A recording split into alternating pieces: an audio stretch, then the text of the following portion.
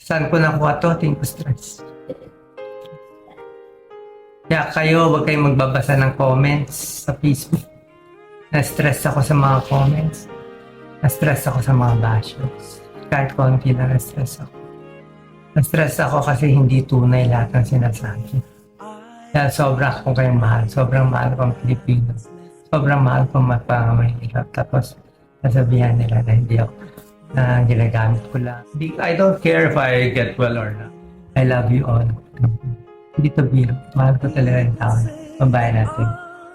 Hindi ko pwede sabihin dati. Mukha akong tanga. Sasabihin ko. Pero ngayon may sarcoma na ako. Pwede ko na sabihin. Dasal, very important. Pero din naman ako yung isip na sa gusto niyo lang kung dasal. Sabi ko sa doktor, Dr.